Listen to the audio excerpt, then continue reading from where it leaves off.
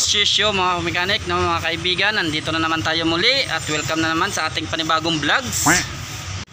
Mayroon na naman akong bagong videos na i-share sa inyo, no, ng mga kunting kalaman or basic na naman, no, mga kaibigan. Ito sa shock ng Neptune 125, no, na inverted, na kung paano natin siya palitan ng oil cell. Okay? Yes, at bago tayo magsimula, shoutout muna dyan sa ating followers or subscribers. Shoutout kay Gatox TV, shoutout sa iyo. At sa mga nais magpa-shoutout, just comment lang po kayo, no, para ma-copy ko yung mga pangalan nyo at ma-shoutout ko kayo next vlog, okay? At sa mga hindi pa nakasubscribe dyan, subscribe ka na, pindutin mo na ang notification bell para lagi kang updated sa mga bago nating videos, okay? Ito nga, no, mga kaibigan, na meron tayo ditong Rossi Neptune, ayan, 125, no. Ang issue nito, mga kaibigan, no, ay kailangan nating palitan yung kanyang front shock oil cell, no. Ito, kung nakikita nyo, mga kaibigan, ayan, yan, naglalangis na siya, mga kaibigan. Kabilaan, ayan, yan, kailangan na natin siyang palitan ng oil cell pareho, okay.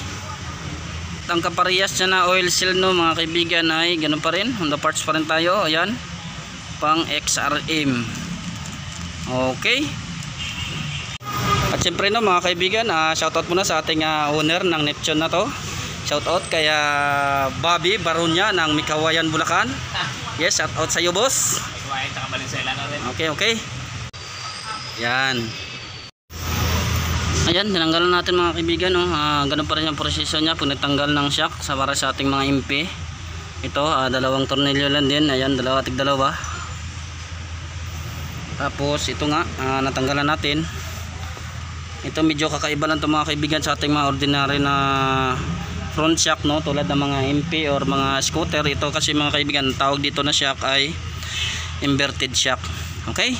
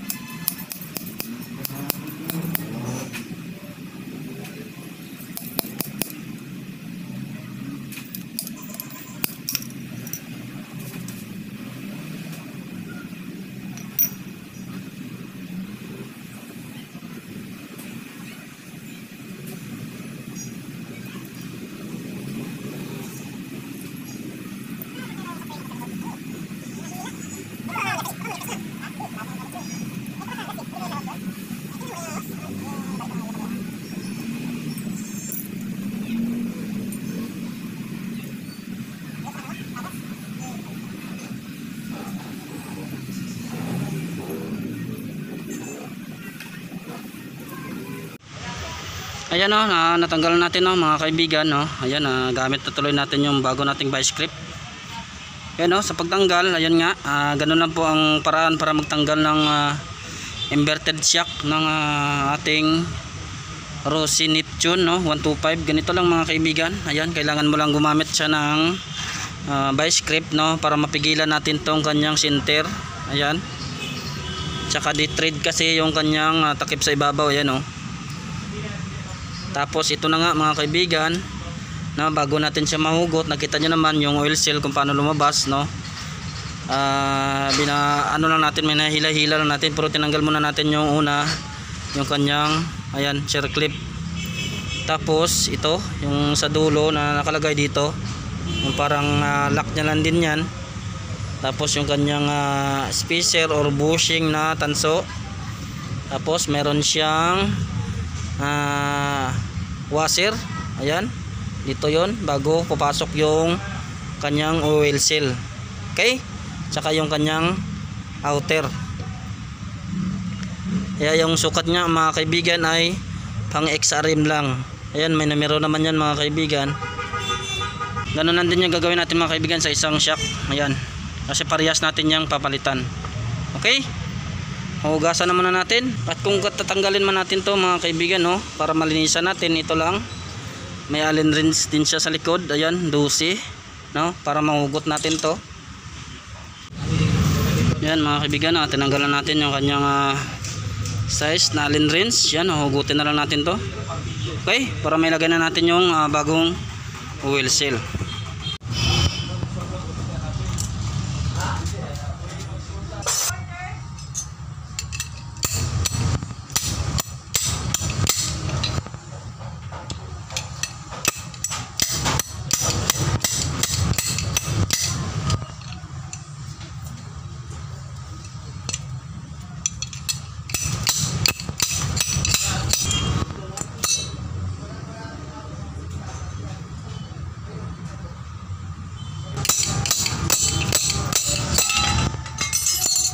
Yan, natanggalan natin mga kaibigan yung kanyang ilalim na, no, medyo tiyaga lang kasi yan nga medyo matigas.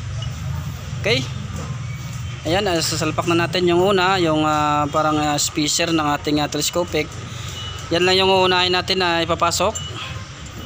Tapos isunod na natin mga kaibigan. Yan, nakikita nyo, pasok na siya. At isusunod na natin mga kaibigan yung kanyang spacer, no, or bushing. Ayan, yung kulay tanso. Ayan.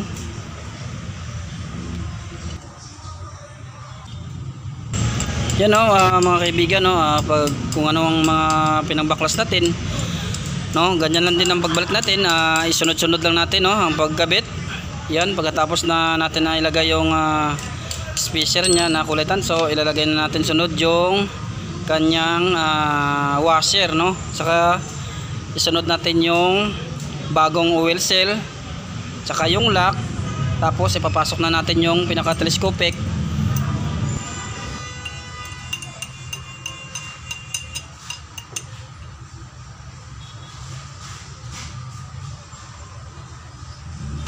Ayan mga kaibigan, no, ilalagay na natin yung bagong oil seal. Ayan, yung may numero, yan po yung nakaibabaw.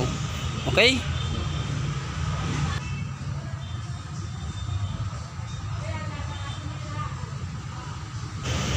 ayan, no, mga kaibigan, no, sa paglagay ng kanyang oil seal, no, ginamit natin yung luma, no, para ma-post natin or mapukpok natin ng martilyo, no. Ayan, at para mailagay na natin ang kanyang circlip lock. Okay,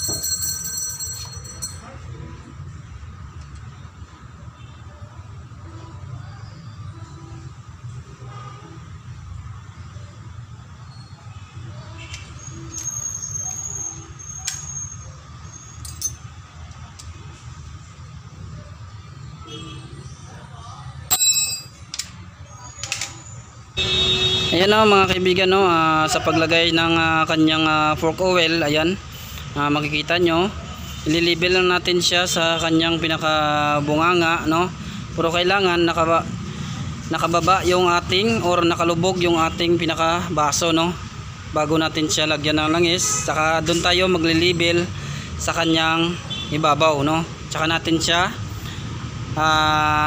ilalak. Okay.